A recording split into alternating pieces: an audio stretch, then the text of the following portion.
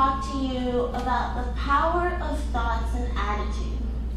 Even though I'm going to talk about a few serious events that happened in my life, I'm going to try to keep the tone upbeat and positive, just like my personality. In June of 2014, I was playing a tournament in Mexico when I felt a large lump in my neck. I thought it was a muscle spasm or something, no big deal. I was actually FaceTiming with my mom when I first touched the lump, and I told her about it right away since she's a doctor.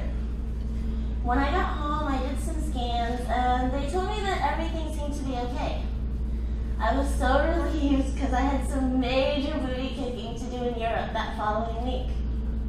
My mom traveled with me to Wimbledon, and while we were there, the lump just kept getting bigger and bigger. Little things like putting my shirt on started becoming uncomfortable. My mom just kind of knew that something was very wrong, and the tournament doctor quickly arranged for an emergency biopsy. The day before my first round of qualifying, I was told that the results came in. That was probably one of the most stressful moments of my life. For some reason, I had a feeling it was bad news even before I got to the office, and everyone's body language soon confirmed my fears. The doctor asked me how I was doing, and I tried to manage a smile, but in my head I was thinking, just get to the point, lady. Like, who cares how my day is going? All I want to know is what's wrong with me. I didn't really know what to think, but nothing could have prepared me for the news that I was about to hear. She said I had cancer. As soon as she said that, I immediately blacked out. I felt like I was having an out-of-body experience and kept repeating to myself that there must be a mistake. I had some back pain and was scheduled to get a massage later that afternoon, but couldn't even imagine walking into the physio room and seeing the other players. In the midst of my confusion, I thought to myself, here I am, an 18-year-old perfectly fit athlete, always paying such close attention to my health, just diagnosed with cancer. I cried hysterically. For a moment, I asked God, how could you let this happen to me? What am I supposed to do now? Am I going to die? I didn't know much about cancer, but automatically associated it with death. The bus ride back to the hotel was really weird. I was trying to act normal, but I didn't even know what normal felt like anymore. The physical therapist who had accompanied me to the office told me that if I wanted to go home, I could, but that's not me. I'm a fighter. I decided that I wasn't going to let this thing stop me. I came to England with one goal, and that was to get through the qualifying and play in the main draw. After telling her my decision to stay and compete, she advised me to keep the news to myself so that I could stay focused on the tournament. I ended up winning all 3 of my qualifying matches and beat a girl ranked top 30 in the world in my first round of main draw.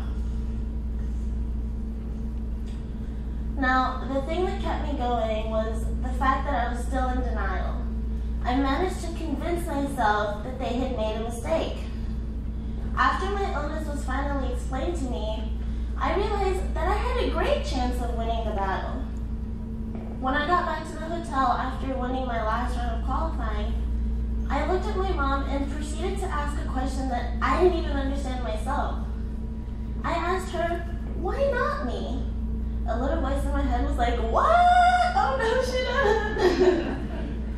As bizarre as this may sound, I truly felt chosen, and that God felt like I was brave enough to overcome this crisis in His glory.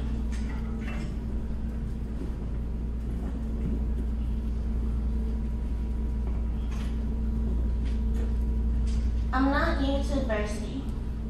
I spent most of 2011 to the summer of 2012 injured.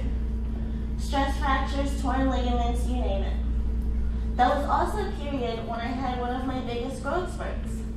Every time I would heal from an injury and start playing again, I got another one somewhere else. I was so uncoordinated that the coaches often called me Bambi on ice. Going back a year earlier in 2010, a magnitude 7 earthquake devastated Haiti. My dad was trapped under our house for 11 hours. He barely escaped death.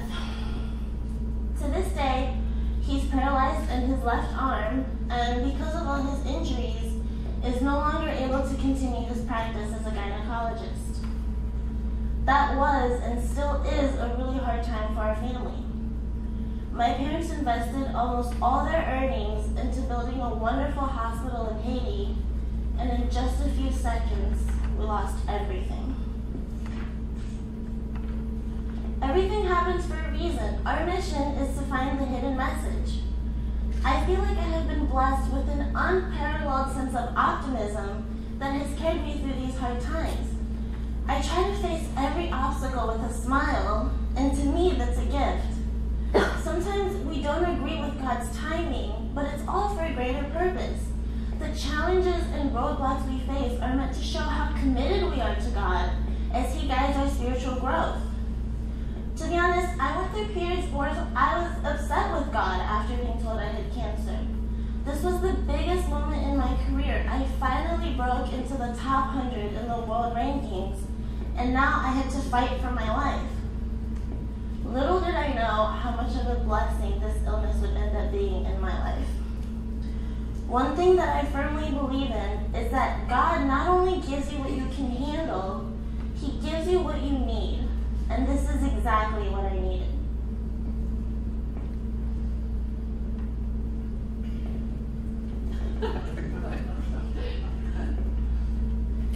After the tournament, when people started finding out about my diagnosis, my phone blew up with text messages and calls. I'm sorry that you're going through this, you're too young to have to deal with this, or how could this happen to you, and so on. I appreciated everyone's concern, but I knew right away that that wasn't going to help me at all. I turned my phone off. Click. I did not want to feel like a victim. My interpretation of a victim is someone who yearns for compassion and attention, but that doesn't get you very far. At the end of the day, you still have to face the challenge. It's not going to go away. That's exactly what I realized once I started the chemo. Only I knew how much pain I was in. My family couldn't possibly understand. Now, there were some days when I felt really crappy. After my first round of chemo, I lost hope. I didn't see how I was going to be able to deal with feeling so horrible every day for 3 months. I spent days where I could only stomach a few bites of food. But on the bright side, I was totally looking like a supermodel. I was just waiting for fun to give me a call. I also had to cut my hair, which was quite terrifying at first, but I really like it now. I told my trainer I feel more aerodynamic when running, right? It's probably just in my head.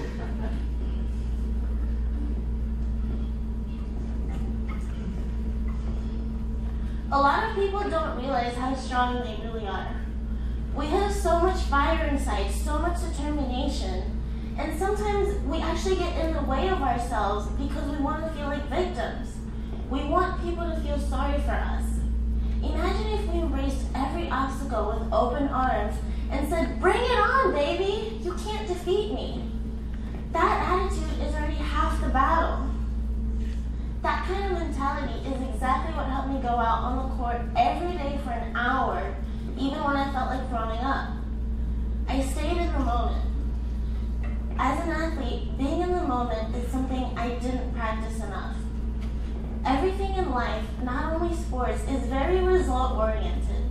It's all about performance. And if you don't perform, you will be replaced. That's a lot of pressure. No one knows what lies ahead. All you can control is what you are doing today to make yourself a better person. I spent a lot of time painting and knitting during the chemo. Come to think of it, I'm probably the youngest knitter in Waylandton. I also started meditating. I wanted to get to know myself on a deeper level. I started with questions like, who am I? Who is Vicky? What makes me angry? What makes me happy? What do I expect from myself? By doing that, I became better equipped to deal with certain situations. I became my own best friend. You have have to love yourself and remind yourself how strong you are, how pretty or handsome you are, how smart you are. When you look in the mirror, just say, dang, I look good. The world's not ready for fabulous me today. Positive reinforcement goes hand in hand with attitude. During practices and tournaments, I had to deal with negative thoughts constantly. You can't do this, or you're too tired. Mr. Negative was rambling away in my head. I never did anything to change those thoughts because I enjoyed feeling sorry for myself. I always knew that I had to change my ways of thinking to grow, but it really took going through cancer to understand it fully. I now feel that I'm a much stronger person because I have a positive partnership with myself. I can't stress this enough because encouraging yourself allows you to discover assets you didn't even know existed.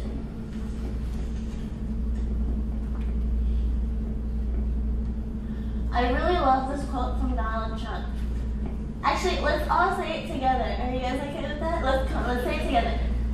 Get going, move forward, aim high, plan to take off. Don't just sit on the runway and hope someone will come along and push the plane. It simply won't happen. Change your attitude and gain some altitude. Woo! So, how am I doing today? I kicked cancer's butt.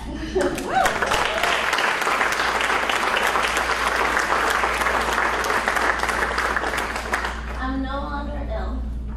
I have a new diet plan consisting primarily of fruits and vegetables. I'm on the tennis court again. I go to the gym every day and I'm working really hard on rebuilding my body. I learned the importance of a healthy mind. A healthy body isn't enough, the mind is the pilot. What are my goals? First and foremost, to stay healthy. I want to be the best starting tennis player that I can be. And remember those questions I mentioned earlier through meditation? I'm still committed to my spiritual growth. It's not just an overnight thing, the journey continues every day. Don't let your past experiences define who you are. You are in the driver's seat. And remember that with this, you have the ability to overcome anything. Thank you.